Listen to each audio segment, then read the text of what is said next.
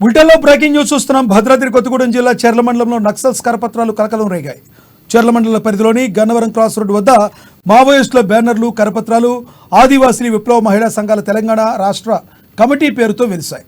మణిపూర్ మహిళలపై జరిగిన అమానవీయ దాడులకు, రాజ్యహింసకు వ్యతిరేకంగా పోరాడాలని, పెట్టుబడిదారీ విధానాలను, పితృస్వామిక భావజాలాన్ని పెంచి పోషిస్తున్న కేంద్ర రాష్ట్ర ప్రభుత్వాలకు, సామ్రాజ్యవాదానికి వ్యతిరేకంగా పోరాటం చేయాలని పిలుపునిచ్చారు. ఈ నెల 8న 114వ అంతర్జాతీయ శ్రామిక మహిళా పోరాట దినాన్ని ఘనంగా జరుపుకోవాలని మావోయిస్టు విడుదల చేసిన కరపత్రాలు పేర్కొన్నారు. మహిళలపై జరుగుతున్న అన్ని రకాల రాజ్యహింసలకు, హత్యలకు, అత్యాచారాలకు వ్యతిరేకంగా పోరాడదామని మావోలు సూచించారు.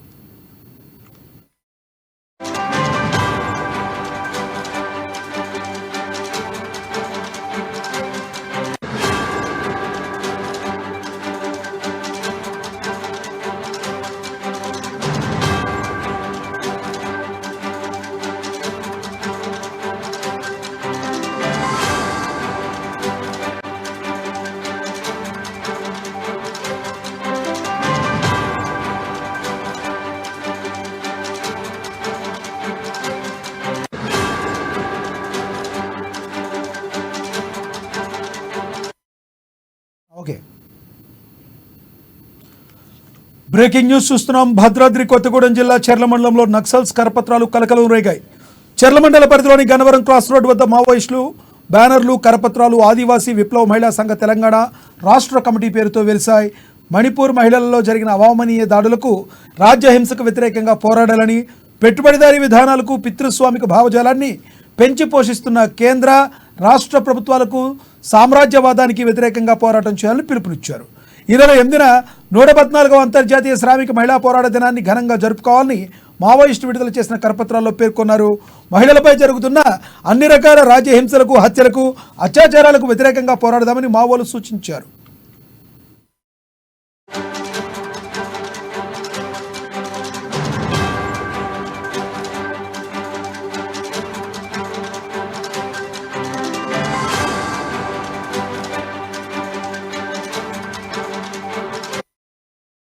భద్రాద్రి కొత్తగూడెం జిల్లా చెర్ల మండలంలో నక్సల్స్ కరపత్రాలు కలకలం రేగాయి. చెర్ల మండల పరిధిలోని గన్నవరం క్రాస్ రోడ్ వద్ద మావోయిస్టులు బ్యానర్లు, కరపత్రాలు ఆదివాసీ విప్లవ మహిళా సంఘ తెలంగాణ రాష్ట్ర కమిటీ పేరుతో వెలిశాయి. ఇదే విషయానికి సంబంధించి మా భద్రాద్రి ప్రతినిధి శ్రీనివాస్ మరింత సమాచారం అందిస్తారు. శ్రీనివాస్, చెప్పండి, అక్కడ ఉన్న తాజా సమాచారం ఏంటి మీ దగ్గర? Thank you Laxman.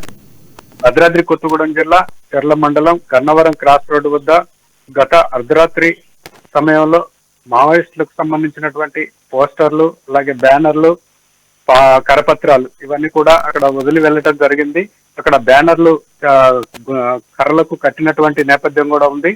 ఈ నేపథ్యంలోనే ఆదివాసీ విప్లవ మహిళా సంఘం తెలంగాణ రాష్ట్ర కమిటీ పేరుతోటి ఈ యొక్క బ్యానర్లు కావచ్చు, కరపత్రాలు కావచ్చు, ఈ యొక్క వెలిసినటువంటి పరిస్థితుల్లో మణిపూర్ మహిళలపై జరిగినటువంటి ఆ అమానవీయ దాడులకు, రాజ్యహింసకు వ్యతిరేకంగా పోరాడాలని, అలాగే పెట్టుబడిదారీ విధానాలను, స్వామిక భావజాలాన్ని పెంచి పోషిస్తున్నటువంటి కేంద్ర రాష్ట్ర ప్రభుత్వాలు ఏవైతే ఉన్నాయో వాటిని తిప్పుకొట్టాలని చెప్పేసి కూడా వారు ఆ కరపత్రాల్లో పేర్కొనడం జరిగింది.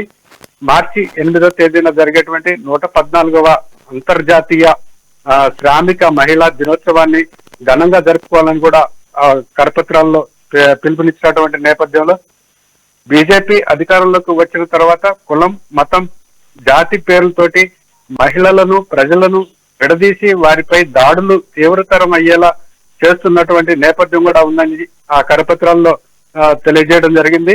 వాటిని తిప్పుకొట్టాలని చెప్పేసి కూడా మావోయిస్టులు కోరినటువంటి నేపథ్యం ఉంది.